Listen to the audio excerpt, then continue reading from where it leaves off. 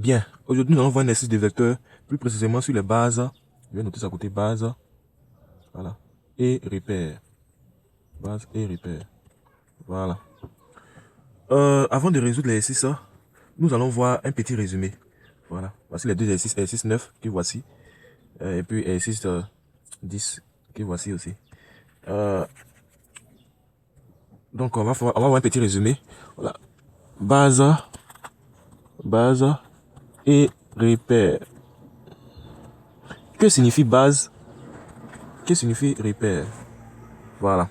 Cette notion est vraiment nouvelle pour les élèves de seconde. Ok, une base,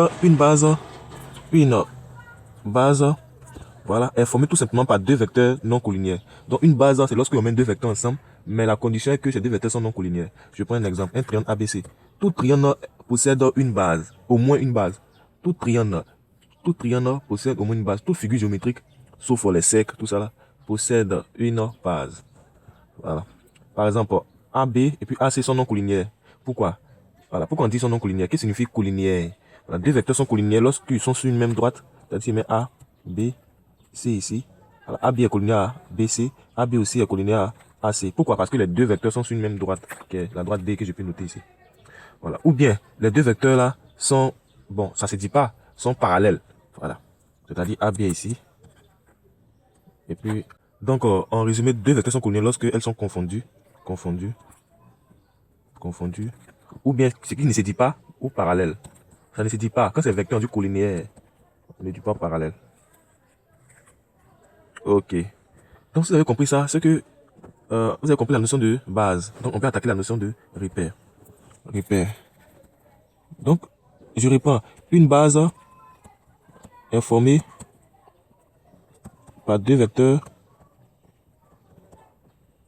non collinéaires. Voilà. Maintenant, dans une base, voilà, si je prends une base U et V,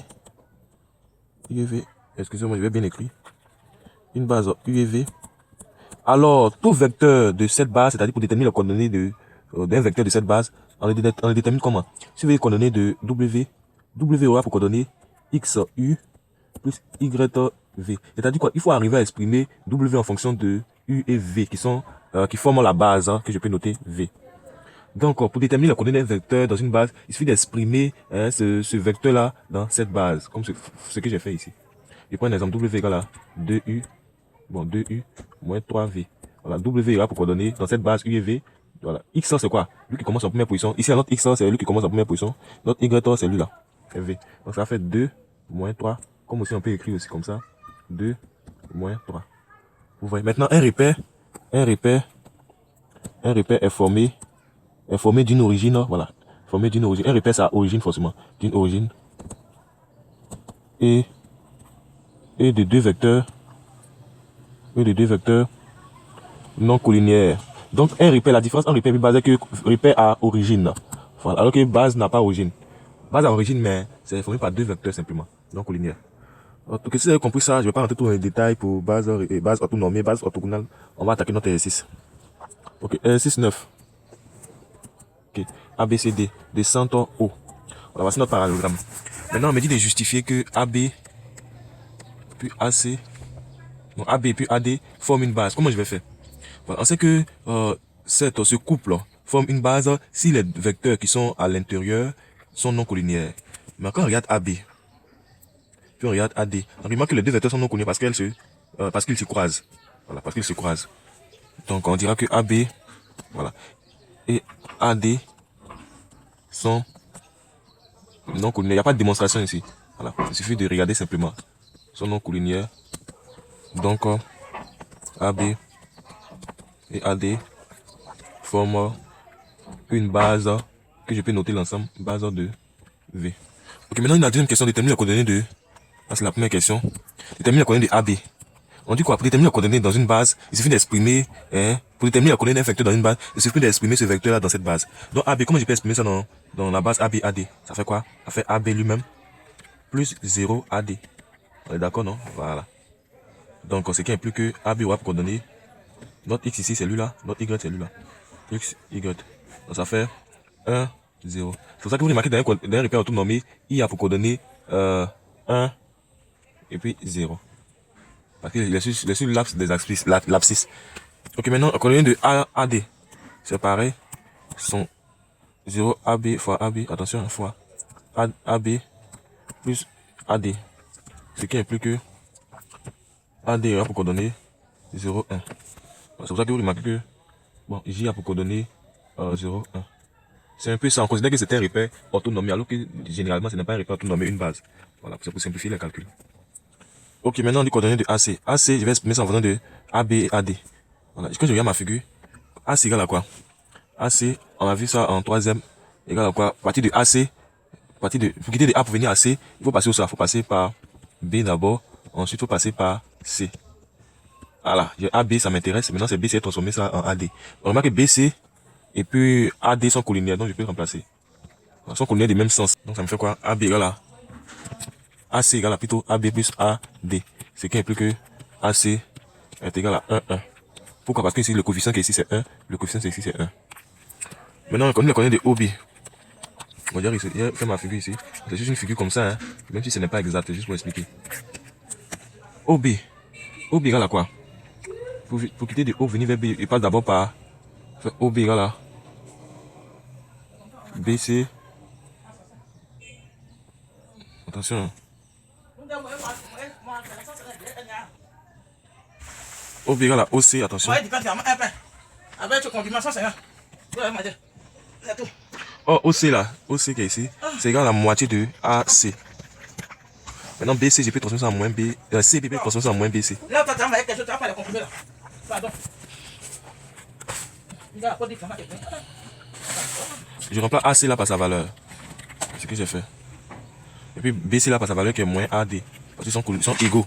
Faire 1 demi de AD moins AD, je les mets ensemble rapidement quoi. Plus 1 demi de AD. Il suffit de t'arranger à exprimer ça dans la base là forcément. Donc OB égale à quoi? Oh, je n'ai pas mon petit chargeur négatif. Michael, tu arrêtes tout comme ça. Attends. Voilà,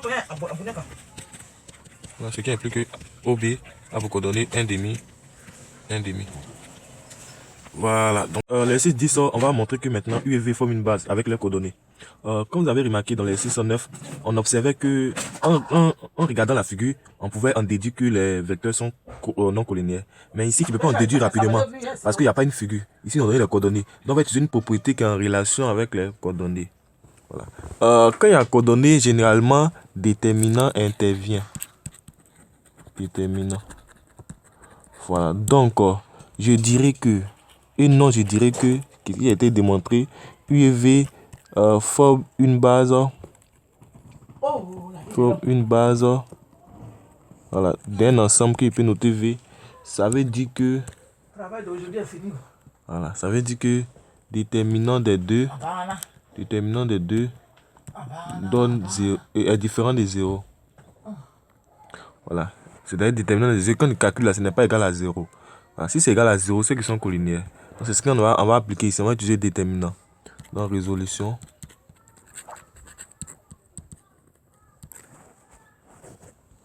Voilà la question 1. Déterminant de U et V égale à quoi? Comme U et V sont dans une base qu'on note IJ. Voilà, c'est un couple IJ. Donc U a pour coordonner quoi? U a pour coordonner, ici c'est 1, c'est notre X. Y c'est 1 aussi. V a pour coordonner quoi? 1 moins 1. Voilà. Donc ça veut dire quoi? Il remplace U là par ses coordonnées qui est 1 ici, 1 ici. Il fait pour V aussi qui est 1 moins 1. Et puis je calcule. Moins 1, moins 1. Ça fait moins 2. C'est aller rapidement. Hein. On fait lui là fois lui là. 1 fois moins 1.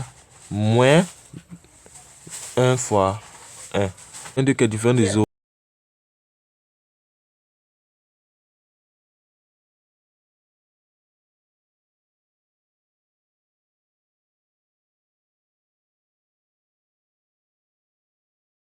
Il sait que U égale à I plus J.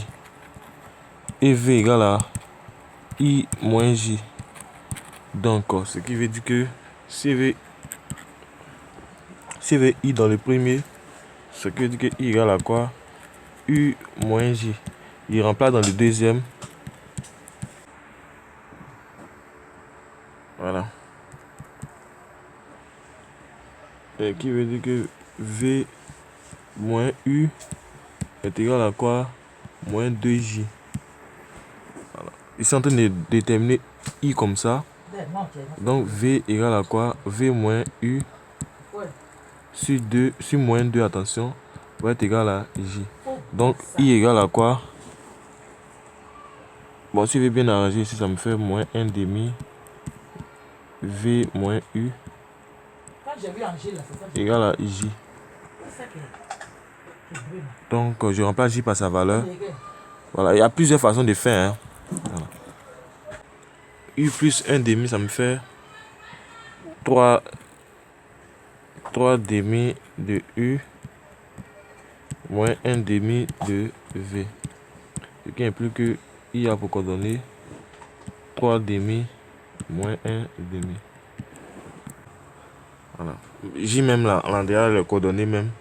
Ça me fait quoi? Voici ça ici. J va être égal à quoi? C'est ça qui est ici. Ça me fait moins 1 demi de V plus 1 demi de U. Donc si je vais bien arranger, ça me fait 1 demi de U moins 1 demi de V. Ah, c'est J. Donc J a pour coordonner 1 demi. De la vidéo, c'est tout.